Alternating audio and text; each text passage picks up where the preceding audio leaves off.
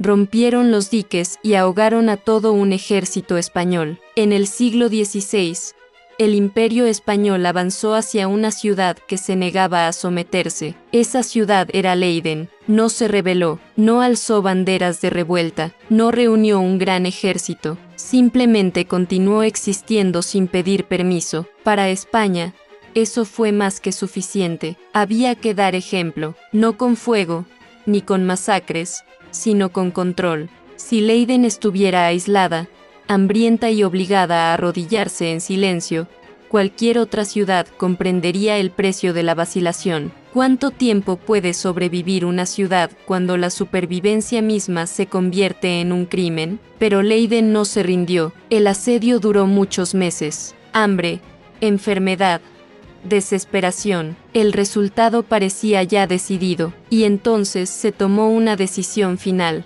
Rompieron los diques. Los campos desaparecieron bajo el agua, los caminos se disolvieron en un mar gris, los campamentos españoles se hundieron lentamente bajo la marea creciente. Esta no fue una batalla de espadas ni cañones, esta fue una batalla geográfica. Para sobrevivir, Leiden inundó su propia tierra. Para derrotar a un ejército, invitó al propio mar a entrar. En el siglo XVI, Europa cambiaba a una velocidad que superaba la capacidad humana. Los reyes ansiaban más poder, los imperios querían expandir su territorio, y el dinero se estaba volviendo tan importante como los ejércitos. Los Países Bajos, lo que hoy son los Países Bajos y las regiones vecinas, se encontraban en el centro de esta transformación. Era una tierra llana, húmeda y densamente poblada. Los ríos la cruzaban por todas partes. Los canales conectaban las ciudades. Los diques contenían el mar. El comercio fluía constantemente, y con él la riqueza. Leiden era una de esas ciudades. No era una ciudad de caballeros ni de castillos. Era una ciudad de trabajadores.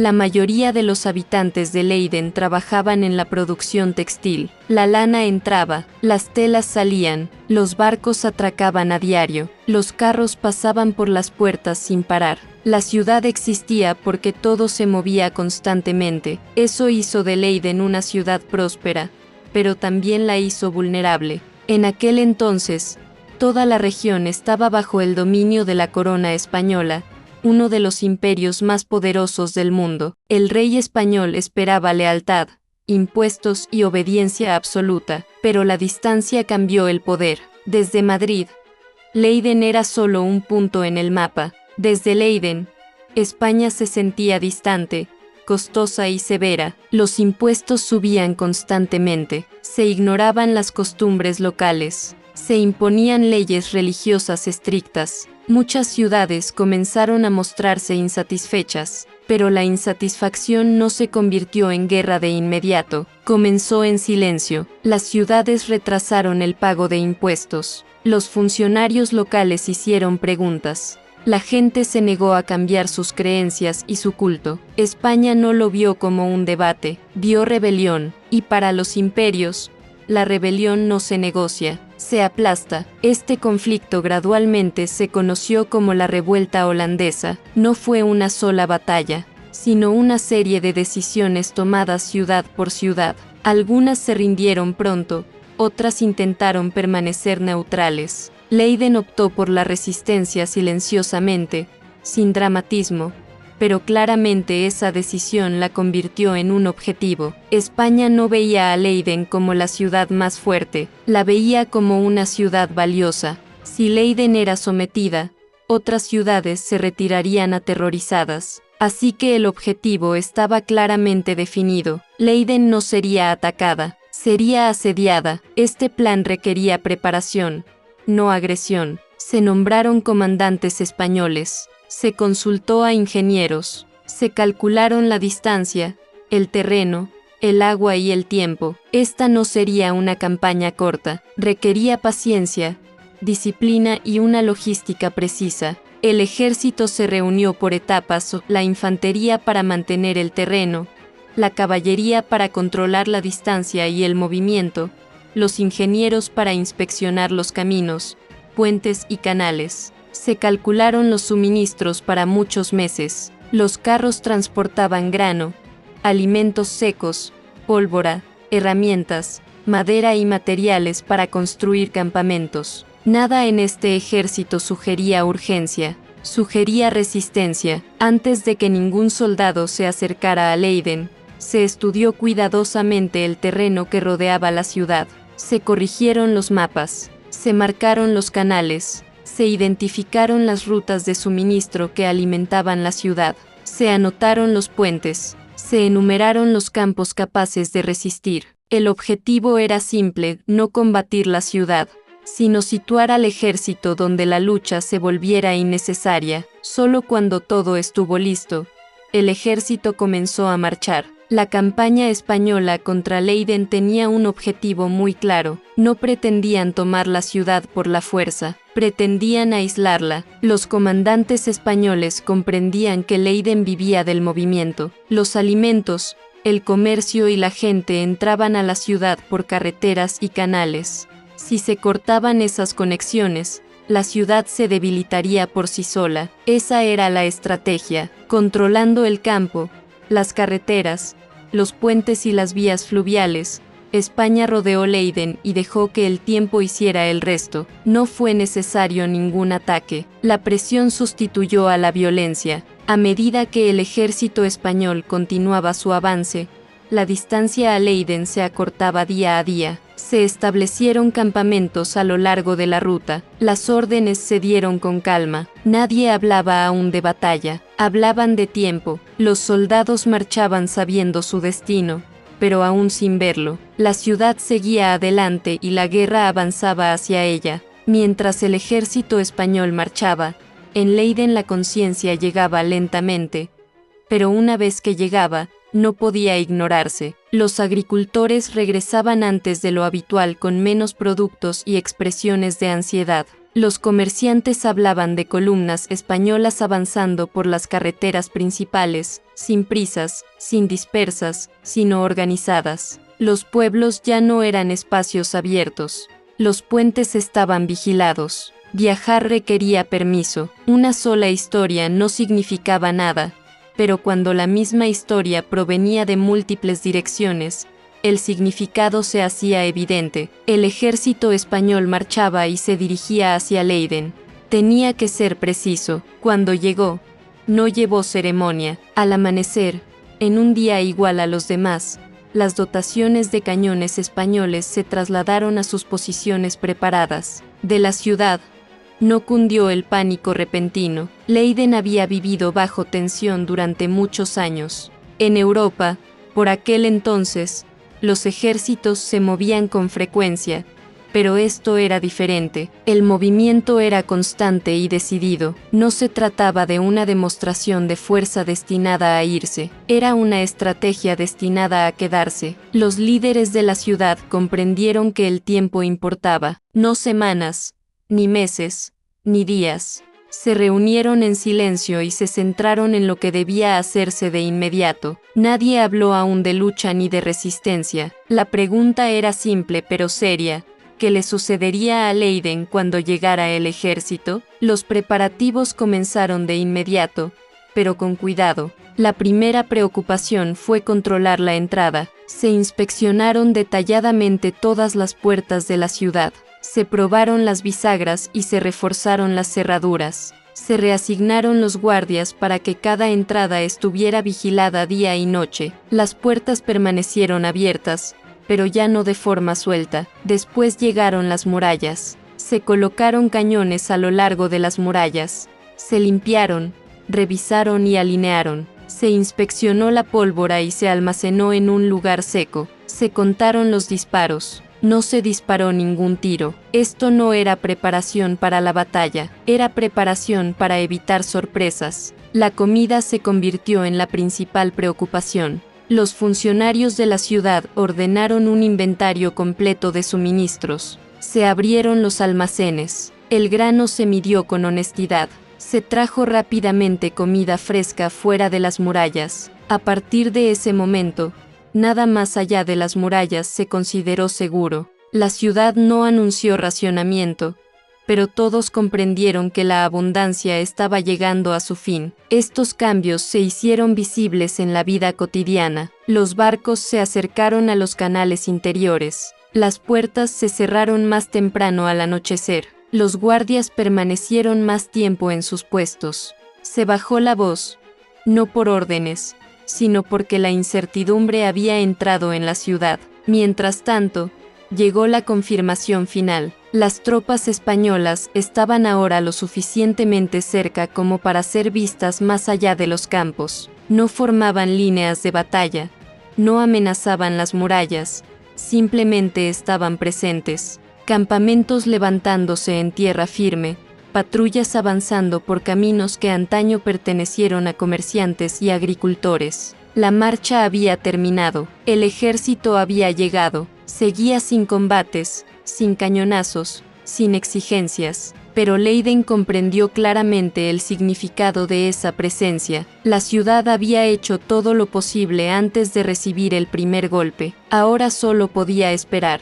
Cuando el ejército español llegó a la campiña que rodeaba Leiden, no se abalanzó sobre las murallas. Se detuvo, y esa pausa fue deliberada. Los comandantes españoles comprendieron que no era necesario atacar la ciudad de inmediato. Lo que importaba ahora era la posición, el control del espacio, el control del movimiento. Cada decisión fuera de las murallas determinaría cómo sufriría la ciudad dentro de ellas. La primera tarea fue estabilizar el ejército. Se levantaron campamentos en terreno seco y firme, lo suficientemente lejos como para ser seguros, lo suficientemente cerca como para observar cada aproximación. Las tiendas se dispusieron en filas ordenadas. Los carros de suministro se colocaron detrás de ellas. Los caminos entre las unidades se despejaron y marcaron claramente. A continuación, se abordó el terreno. Los ingenieros se desplegaron desde los campamentos,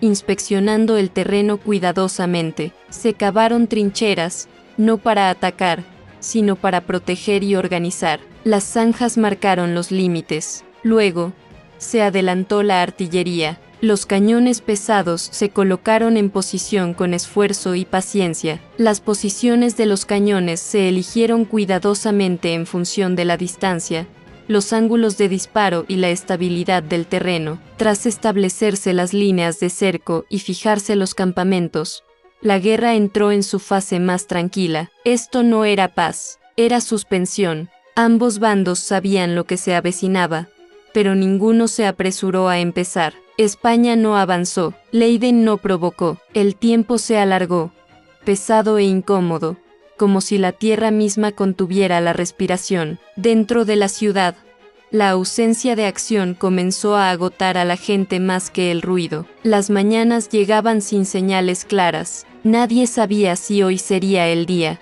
Las noches se alargaban no por el tiempo, sino porque el sueño llegaba lentamente. Cada pequeño sonido atraía las miradas hacia las murallas. La vida continuaba, pero sin libertad. Los mercados abrían con menos productos. Las conversaciones se volvieron más silenciosas. Los padres mantenían a sus hijos cerca. La ciudad seguía viva, pero comenzó a replegarse sobre sí misma, conservando fuerzas, conservando emociones. Los defensores sintieron esta presión con mayor claridad.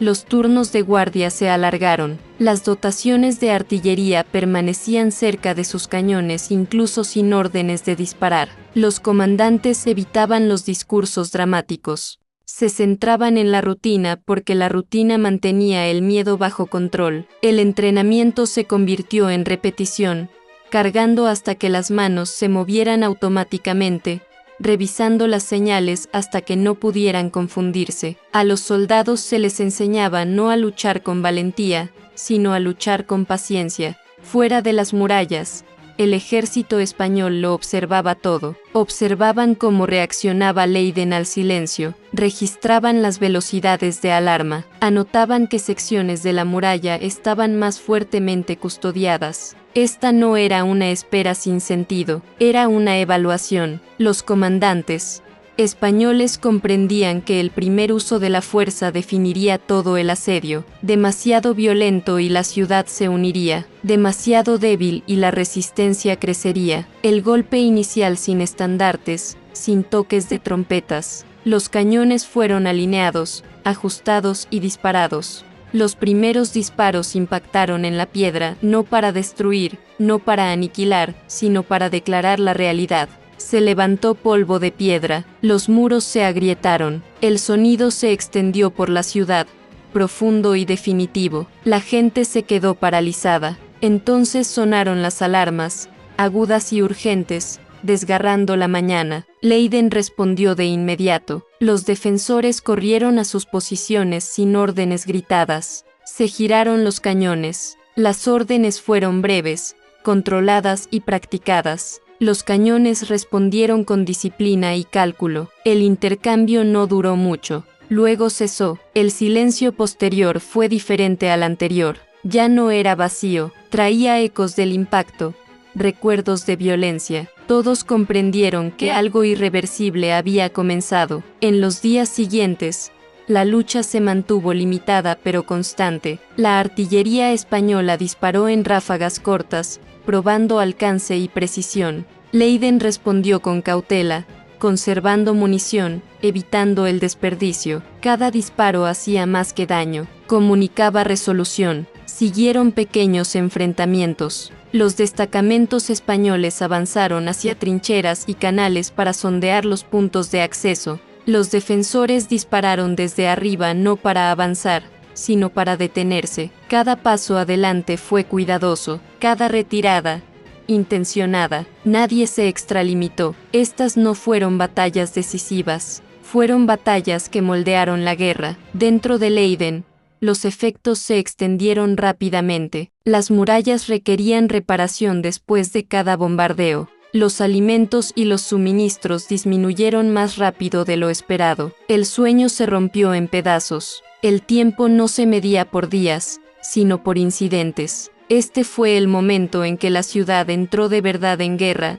no entre ruinas, sino por agotamiento. Aún así, Leiden conservó su forma. Los defensores permanecieron organizados. El mando mantuvo el control. Los civiles se adaptaron. Pero bajo la superficie algo había cambiado para siempre. La espera había terminado. Las palabras se habían acabado. El asedio había encontrado su voz. En los primeros días, cautelosos, comedidos, controlados, fueron solo el comienzo de una prueba que exigiría más que resistencia, exigiría sacrificio. Cuando el asedio encontró su voz, Leiden se negó a que esa voz perteneciera solo al enemigo. Los defensores comprendieron que la confrontación directa favorecía al ejército más numeroso extramuros. Los cañones y las formaciones no eran su fuerte. El conocimiento sí, la velocidad sí, la sorpresa sí. Así que la ciudad cambió su forma de luchar.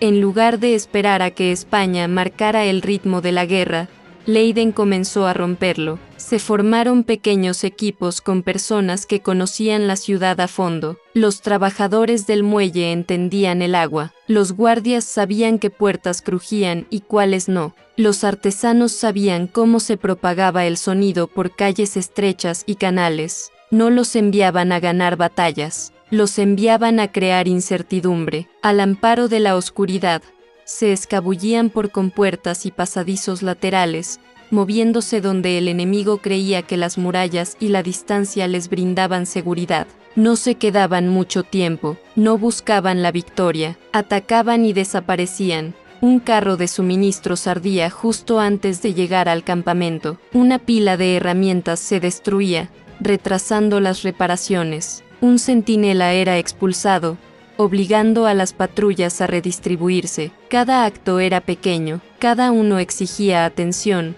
y la atención dividida se convertía en debilidad. Los campamentos españoles comenzaron a cambiar, los fuegos se mantenían bajos. El movimiento nocturno se restringía, las órdenes se volvían más detalladas, los guardias se duplicaban y luego se triplicaban, el sueño se fragmentaba. Esto no era miedo, esto era tensión. Los defensores también usaban la luz del día de formas más discretas. Desde las murallas, estudiaban patrones. ¿Qué patrullas se movían con regularidad? ¿Qué rutas eran las preferidas? ¿Qué unidades se movían con confianza? ¿Cuáles dudaban? Cuando llegó el momento, la ciudad actuó. Una repentina ráfaga de fuego desde arriba y luego silencio. Una piedra cayó de un tejado y luego nada. Un disparo de mosquete resonando en un canal, seguido de confusión. El enemigo nunca supo si se trataba de asaltos planeados o de hostigamiento aleatorio. Esa incertidumbre importaba, pero cada acción tenía un coste. Quienes abandonaban las murallas podían no regresar.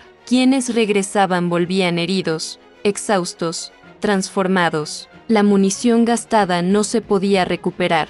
Dentro de Leiden, las consecuencias eran personales. Los heridos yacían en sus casas. Los muertos eran enterrados por los vecinos. Cada pérdida tenía un nombre. Aún así, la ciudad persistió, porque no hacer nada era peor. España se adaptó. Se desplazaron en grupos más grandes. Los campamentos se fortificaron. La exposición se redujo. Las afueras se volvieron más difíciles de penetrar. Las emboscadas se volvieron más arriesgadas. Leiden se adaptó de nuevo. Las incursiones se redujeron, pero fueron más agudas. El momento oportuno importaba más que el coraje. La información superó al impulso. Los errores ahora costaban más. La guerra se instaló en un ritmo frenético. Ataca, pausa, observa, ataca de nuevo. Ambos bandos sintieron que la presión aumentaba. Los soldados españoles portaban armas incluso dentro del campamento. Los defensores de Leiden dormían con armadura. Los civiles aprendieron a vivir entre el peligro, midiendo el tiempo con alarmas en lugar de comidas. Ya nadie hablaba de victoria. La pregunta ya no era quién ganaría, era quién podría resistir más tiempo sin ceder. El asedio había penetrado en cada rincón de la vida, definió cómo la gente caminaba, escuchaba y respiraba. Ya no existía solo fuera de las murallas, existía dentro de la gente, y a medida que esta fase se prolongaba, una verdad se hacía más evidente cada día. Ambos bandos estaban pagando más de lo esperado, ambos perdían hombres, fuerza, certeza, y ninguno había obligado al otro a ceder. La batalla estaba lejos de terminar, pero el daño, físico, mental y humano, ya era real. A medida que el asedio entraba en su fase final, ambos bandos se dieron cuenta de que ya no controlaban por completo los acontecimientos. Durante meses, España dependió de la disciplina, la paciencia y el cerco. El plan era simple: aislar la ciudad, que el hambre reemplazara a la artillería, forzar la rendición sin un asalto costoso. En teoría, funcionó. Leiden moría de hambre, los defensores, exhaustos, los civiles, debilitados a diario. Pero la guerra no termina en teoría. Dentro de la ciudad, Leiden alcanzó su límite. No quedaba comida que salvar, no quedaban fuerzas para esperar. Continuar significaba desaparición, no derrota. Fue entonces cuando Leiden dio su último paso. Los líderes de la ciudad comprendieron lo que España ya no podía cambiar con el tiempo. La tierra que rodeaba Leiden se encontraba bajo el nivel del mar. Se mantenía seca solo gracias a los diques, muros de tierra que protegían campos y aldeas. Si los rompían, el agua volvería. Era una idea terrible. Destruiría campos,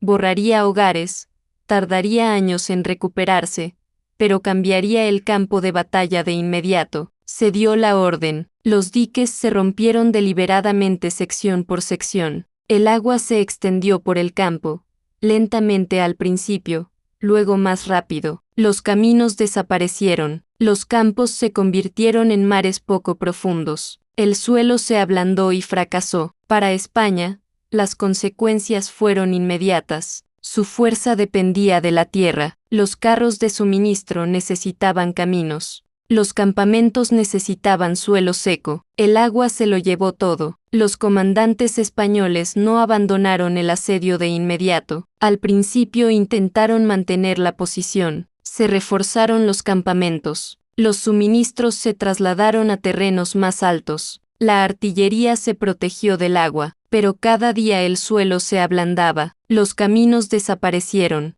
El control se debilitó. El movimiento se convirtió en el primer problema. Las carretas se hundieron en el barro, los caballos forcejearon, los bueyes se derrumbaron, los caminos ya no conectaban los campamentos. Desaparecieron bajo el agua, solo quedaron estrechas franjas de tierra firme, abarrotadas y peligrosas. El suministro llegó. Los alimentos disminuyeron y luego se detuvieron. El agua potable se volvió inestable. Los soldados se enfermaron. Los campamentos se volvieron húmedos y fríos. Las hogueras se apagaron. La moral decayó. Leiden no ganó por ser el más fuerte, ganó por saber lo que estaba dispuesto a perder para permanecer. En esa decisión reside su verdadera victoria, no solo la supervivencia de una ciudad, sino la resistencia de una idea que sobrevivió a los imperios.